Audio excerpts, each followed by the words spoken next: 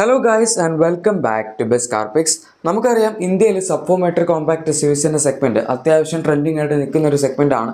ഇപ്പം കമ്പാരിറ്റീവ്ലി നോക്കുന്ന സമയത്ത് അതിനേക്കാൾ കൂടുതൽ ട്രെൻഡിങ് ആയിട്ട് നിൽക്കുന്നതാണ് above 4 metre compact S U വിസിൻ്റെ സെഗ്മെൻറ്റ്. അവിടെയാണ് ഏറ്റവും കൂടുതൽ വണ്ടികളുള്ളത്. പക്ഷെ എന്നാൽ പോലും സബ് 4 മീറ്റർ എസ് യു വിസും അത്ര മോശമൊന്നുമല്ല, തൊട്ട് പിന്നിലായിട്ട് അതും വരുന്നുണ്ട്.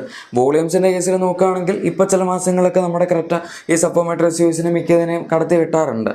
Anyway above 4 metre compact S U V സെഗ്മെൻറ്റിൽ നമ്മുടെ ഫോക്സ് വാഗൻ ട്വിൻസ്, അതായത് സ്കോഡയും ഫോക്സ് വാഗനും അവരുടെ വാഹനങ്ങൾ ഇറക്കിയൊന്ന് പരീക്ഷിച്ച് നോക്കിയിട്ടുള്ളതാണ്.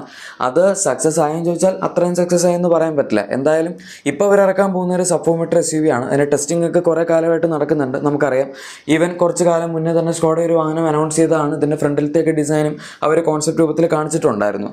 ഇതിനൊക്കെ പുറമെ ഇപ്പോൾ അവർ ഫൈനലി ഈ വാഹനത്തിൻ്റെ പേരും കൂടെ അനൗൺസ് ചെയ്തിട്ടുണ്ട്. ഇത്രയും കാലം നമുക്കിതിൻ്റെ പേര് അറിയില്ലായിരുന്നു. സാധാരണ കമ്പനികളൊക്കെ വണ്ടിയുടെ ലോഞ്ചിനടുത്തൊക്കെ ആകുമ്പോഴാണ് പേര് അനൗൺസ് ചെയ്യാറ്. പക്ഷേ സ്കോഡ എന്തായാലും അക്കാര്യത്തിൽ വളരെ മുന്നേ തന്നെ ചെയ്യാറുണ്ട്. ഇപ്പോൾ കൈലാക്ക് എന്ന് പറഞ്ഞാണ് ഈ വാഹനത്തിൻ്റെ പേര് അനൗൺസ് ചെയ്തിരിക്കുന്നത്. നമുക്കറിയാം സ്കോഡയുടെ എസ് യു വികൾ എന്ന് പറയുമ്പോൾ അതിന് എപ്പോഴും ഒരു ടിപ്പിക്കൽ നോമൻക്ലേച്ചർ സ്റ്റൈലുണ്ട്. സ്റ്റാർട്ടിങ് എപ്പോഴും കെ വെച്ചും എൻഡിങ് എപ്പോഴും ക്യൂ വെച്ചും ആയിരിക്കും. അവരൊരു കോൺടെസ്റ്റ് ഒക്കെ നടത്തിയിട്ടുണ്ടായിരുന്നു. അതിൻ്റെ അകത്ത് 2 ലക്ഷത്തിന് മുകളിൽ എൻട്രീസ് വന്നു എന്നാണ് പറയുന്നത്.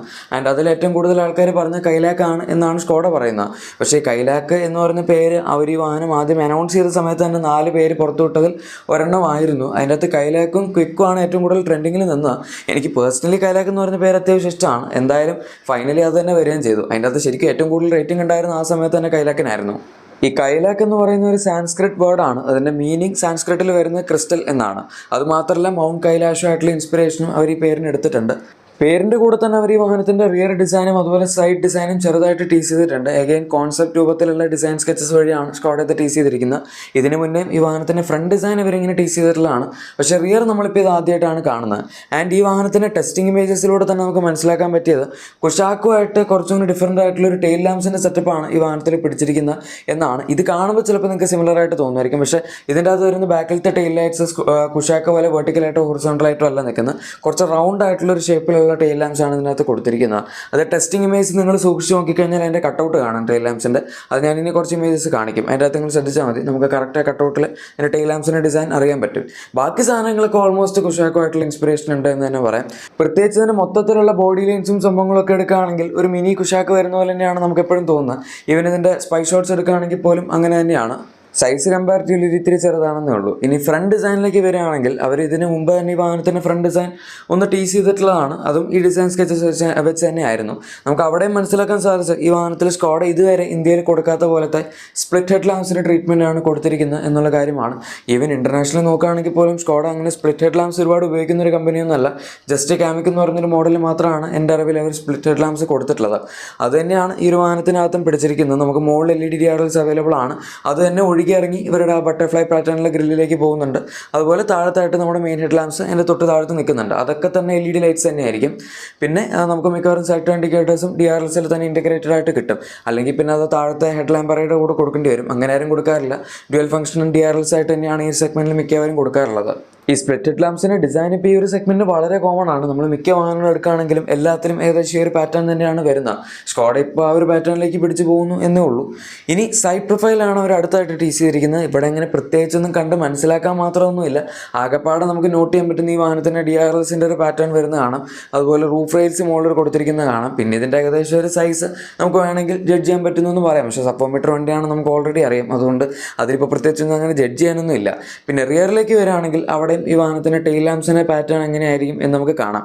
സൈഡിലേക്ക് വരുമ്പം എവിടേക്കോ ഒരു ചെറിയ വെന്യൂവിൻ്റെയൊക്കെ ടെയിൽ ലാംപ്സിൻ്റെ ആ ഒരു LED ലൈറ്റ്സ് മാത്രം അങ്ങനെ തോന്നുന്നുണ്ട്. മറ്റേ ഞാൻ പറഞ്ഞ സർക്കുലർ ആയിട്ടുള്ള ഒരു ആകൃതി തന്നെയായിരിക്കും. പക്ഷേ ആ ഒരു എക്സ്റ്റൻഷൻ നമ്മൾ നോക്കുകയാണെങ്കിൽ സ്ട്രൈറ്റ് ആയിട്ടുള്ള ലൈൻസ് പോലെ തന്നെയുണ്ട്. ആൻഡ് അത് LED ലൈറ്റ്സിൽ നമുക്ക് വെന്യൂ പോലത്തെ ഒരു ചെറിയൊരു കട്ട് ഇതിൻ്റെ അകത്ത് വരുന്നുണ്ട്.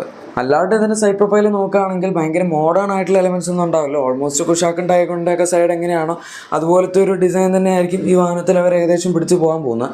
കാരണം പ്ലാറ്റ്ഫോം സെയിം ആണ്. രണ്ടിലും MQB A09 പ്ലാറ്റ്ഫോം തന്നെയാണ് ഉപയോഗിച്ചിരിക്കുന്നത്. ഈ സ്കോഡയും ഫോക്സ് വാഗനും ആദ്യം പറഞ്ഞ ഈ MQB A09 പ്ലാറ്റ്ഫോം അവർക്ക് സബ് 4 മീറ്റർ ആക്കി ചെറുതാക്കാൻ പറ്റില്ല. അതുകൊണ്ടാണ് അവർ ഹാച്ച് ബാക്കുകളൊന്നും അതിൻ്റെ അകത്ത് ഇറക്കാൻ ഉദ്ദേശിക്കാത്തതെന്നാണ്. പക്ഷേ ഇപ്പോൾ ഫൈനലി അവർ SUVക്ക് വേണ്ടി പ്ലാറ്റ്ഫോം ചെറുതാക്കിയിട്ടുണ്ട്. അതായത് അതിൻ്റെ വീൽ ബേസ് കുറച്ചിട്ട് ലെങ്ത്തും കുറയ്ക്കാൻ നോക്കിയിട്ടുണ്ട്. അപ്പോൾ ഇനി വേണമെങ്കിൽ ഒരു ഹാച്ച് ബാക്ക് ഇതിൽ പോസിബിൾ ആണ്. അത് വരുമോ എന്നുള്ളതാണ് നമ്മൾ കാണേണ്ടത്. എന്തായാലും സൈഡ് പ്രൊഫൈൽ ഇതിനകത്ത് ഫാൻസി ആയിട്ട് ഇപ്പോൾ നമുക്ക് കിട്ടുന്ന പോലെ ഫ്ലഷ് ഫിറ്റിംഗ് ഡോർ ഹാൻഡിൽസ് ഒന്നും എന്തായാലും നിങ്ങൾ പ്രതീക്ഷിക്കേണ്ട. സാധാരണ കൺവെൻഷണൽ ഡോർ ഹാൻഡിൽസ് തന്നെയായിരിക്കും. പിന്നെ നമുക്ക് സൈഡിൽ നോക്കുമ്പോൾ ചെറുതായിട്ട് കട്ട് ചെയ്ത് വെച്ച് കുഷാക്കിൻ്റെ ഒക്കെ ലുക്ക് എന്തായാലും വരും. അതിപ്പം ഓൾറെഡി എക്സ്പെക്റ്റഡ് ആയിട്ടുള്ളൊരു കാര്യം തന്നെയാണ്.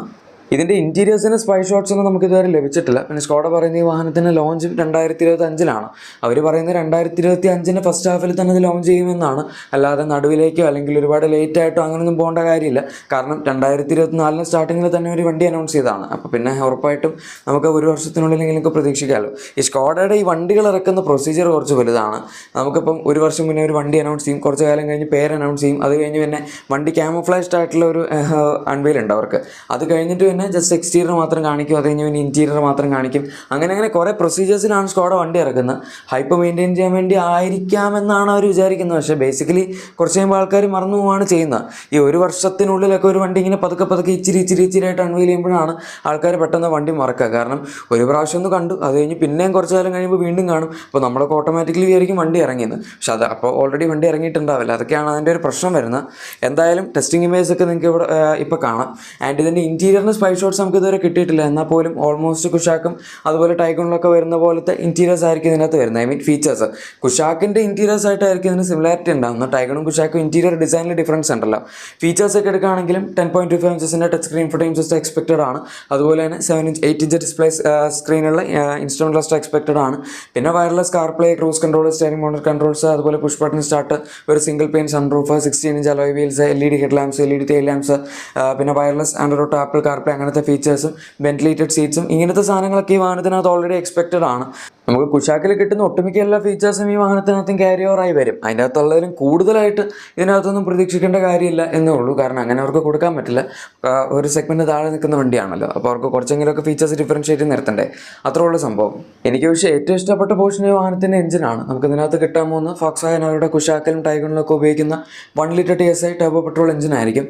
ആ എഞ്ചിൻ നമ്മളിപ്പോൾ കുഷാക്കിലും ടൈഗണിലും നോക്കുകയാണെങ്കിൽ തന്നെ അത് സഫീഷ്യൻ്റ് ആണെന്ന് പറയാം.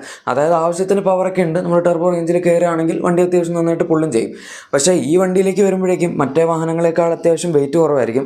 കുഷാക്ക് എന്നൊക്കെ പറയുമ്പോൾ 1.2 to 1.3 ടണ്ണിനടുത്തതിന് വെയിറ്റ് വരുന്നുണ്ട്.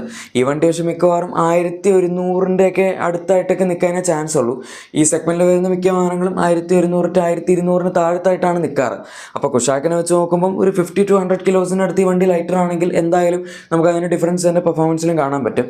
അതായത് ഏകദേശം ഒരു പോളോയുടെ അടുത്തൊക്കെ പവർ ടു വെയിറ്റ് റേഷ്യോ ഉള്ള വണ്ടിയായിട്ട് വേണമെങ്കിൽ നമുക്ക് ഇതിനെ ചിത്രീകരിക്കാം. പോളോയിൽ കിട്ടിക്കൊണ്ടിരുന്ന ലാസ്റ്റത്തെ ഒരു വേർഷനിൽ 1 ലിറ്റർ TSI തന്നെയായിരുന്നു. ഇതിൻ്റെ ട്യൂൺ ഡിഫറൻ്റ് ആയിരുന്നു. 110 bhp ആയിരുന്നു, 175 Nm ടോർക്ക് ആയിരുന്നു. ഇതിൻ്റെ അകത്ത് ഇപ്പോൾ അവർ ഉപയോഗിക്കുന്ന 115 bhp അതുപോലെ 178 Nm ടോർക്ക് വരുന്ന ട്യൂണാണ്. അത്യാവശ്യം നല്ല എഞ്ചിൻ തന്നെയാണ്. പിന്നെ നമുക്ക് ഇതിൻ്റെ അകത്ത് 6 സ്പീഡ് മാനുവലും അതുപോലെ 6 സ്പീഡ് ടോക്ക് കൺവെർട്ടർ ഓട്ടോമാറ്റിക്കിൻ്റെ ഒക്കെ ഓപ്ഷനും കിട്ടുമല്ലോ. 1 ലിറ്റർ MPIയുടെ കാര്യമൊന്നും അവർ ഇതുവരെ പറഞ്ഞിട്ടില്ല. പ്രൈസ് കുറയ്ക്കണമെങ്കിൽ അവർ MPI എഞ്ചിൻ കൊടുക്കേണ്ടി വരും. പക്ഷേ ഈ വണ്ടിക്ക് വേണ്ടി മാത്രമായിട്ട് ഒരു MPI എഞ്ചിൻ ഇനിയിപ്പോൾ വീണ്ടും ഇവിടെ ലോക്കലി പ്രൊഡ്യൂസ് ചെയ്യുമെന്ന് പറയുന്നതും ചിലപ്പോൾ അവർക്ക് അത്ര ഫീസിബിളായിട്ട് തോന്നില്ല. അതുകൊണ്ട് മിക്കവാറും ഒക്കെ നമുക്ക് ഇതിൻ്റെ അകത്ത് ബേസിക് വേരിയൻറ്റ് മുതൽ തന്നെ 1 ലിറ്റർ TSI കിട്ടാനാണ് ചാൻസ്. അതുകൊണ്ട് ഒരുപാട് പ്രൈസ് കുറഞ്ഞ് വണ്ടി ഇറങ്ങും എന്ന് വിചാരിക്കരുത്. എന്തായാലും ഗൈസ്, ഇതാണ് സ്കോഡ കൈലാക്കിൻ്റെ പുതിയ ഡീറ്റെയിൽസ്. ഇഷ്ടപ്പെട്ടെങ്കിൽ ലൈക്കും സബ്സ്ക്രൈബും ഷെയറൊക്കെ ചെയ്തേക്കാം. നമുക്ക് മറ്റൊരു വീഡിയോയിൽ കാണാം. Thank you for watching my video and good bye.